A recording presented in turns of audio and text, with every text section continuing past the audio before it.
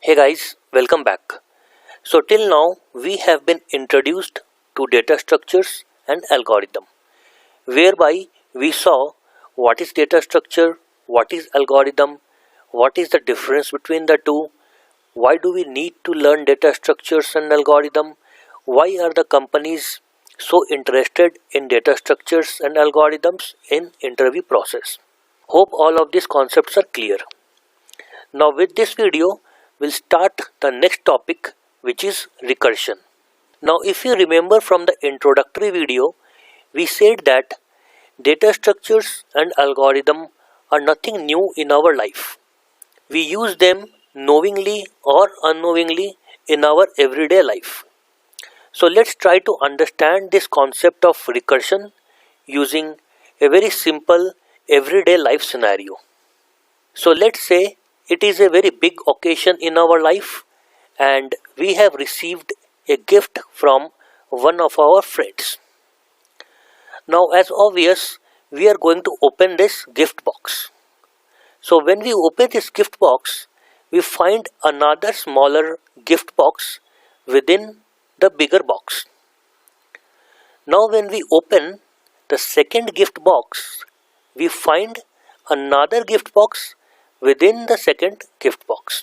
Similarly, we find another smaller gift box within box number 3 and then box number 4. Finally, when we open box number 5, we find our real gift, which is a golden ring, which was awesome. Now this situation of opening a gift box multiple times, is it equivalent to a recursion in data structure? Let's see. So when it comes to recursion, there are three basic properties that it follows. That is, first of all, we have a operation which is performed multiple times with different input. Now in case of our gift, we had this operation of opening this box, and we perform this operation of opening the gift box multiple times. But every time we opened the box, it was with a different input. Now what was the different input? It was a altogether different box. So first we opened this box, then we opened this box, then we opened this box, and so on. So we opened 5 different boxes. But the process of opening all these boxes are always same. That is why we are saying same operation is being performed. Okay. Now let's see what is the second property of recursion. Now the second important property of recursion is that in every step we try to make the problem smaller.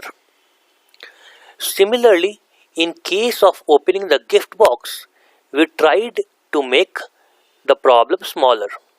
So first we opened the bigger box, then the next smaller box, then the next smaller box, and so on. Now why we are making the problem smaller?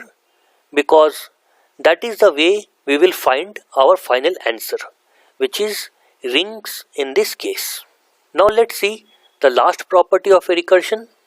So the final property of a recursion is we mandatorily need to give a base condition which tells the system when to stop the recursion. Now what is a base condition? Base condition is basically the condition after that we will not do any more recursion. We will stop the recursion because we either would have found the answer or the answer does not exist.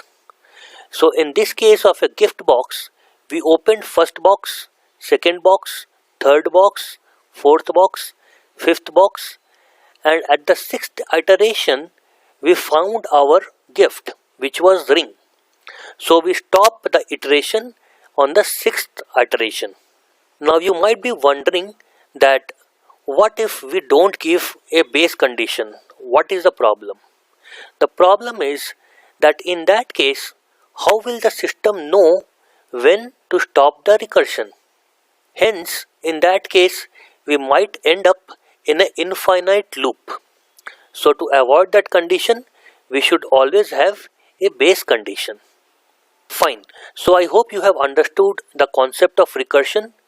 Now let's see how does recursion looks like in data structures world. So here we have a binary search tree which is rooted at number 8, and we want to find out if number 4 is there in this tree or not. Now what is a binary search tree and what are the different operations that we can perform on binary search tree? We have talked about it in lot of details in the tree chapter. So in case if you have missed it, I will highly recommend please watch that video first and then come back to this video. Fine. So now let's quickly recap how do we find a value in a binary search tree. So the algorithm is simple. If the value that we are trying to find is equal to the value of the current node, in that case we return the current node and the method ends.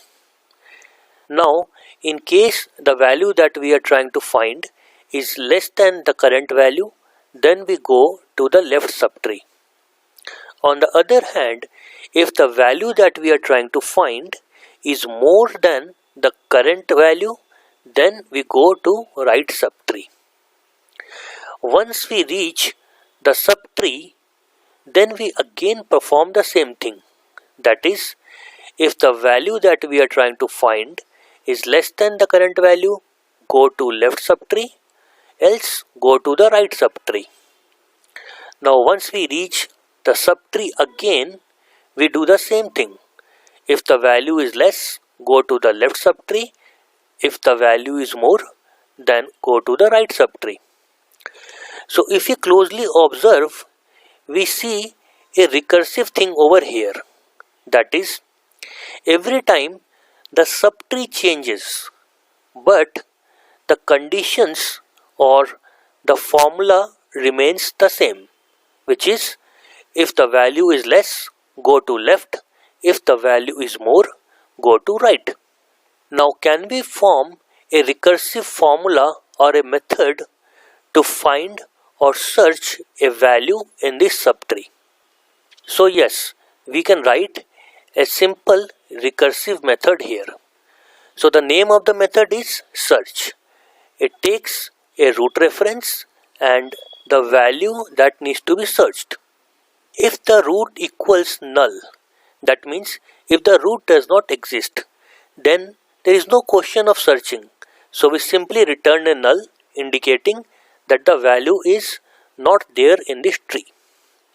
Else, if the root's value or the current node's value is equals to the value that we are looking for, then we are good. We simply return that current node. Else, if the value that we are trying to look is less than the current value, then we have to go to the left subtree.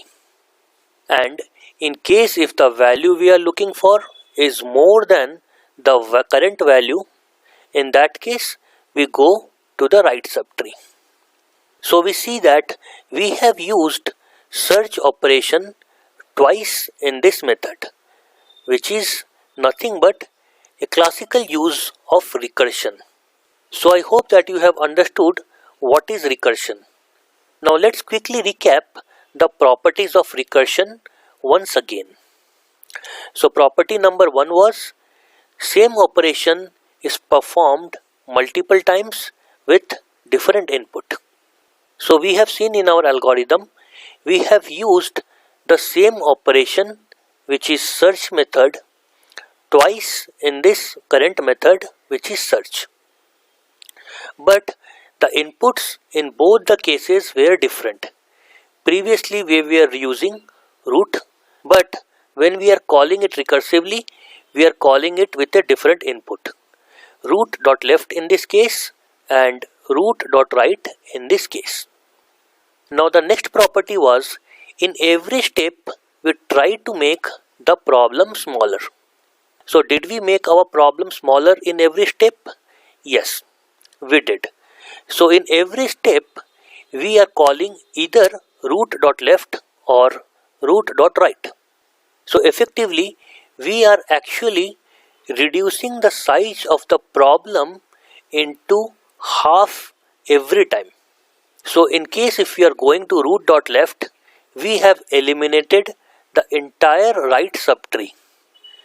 Similarly, if we would have come to the right subtree, we would have eliminated the entire left subtree. So basically, in every step, we are making the problem smaller.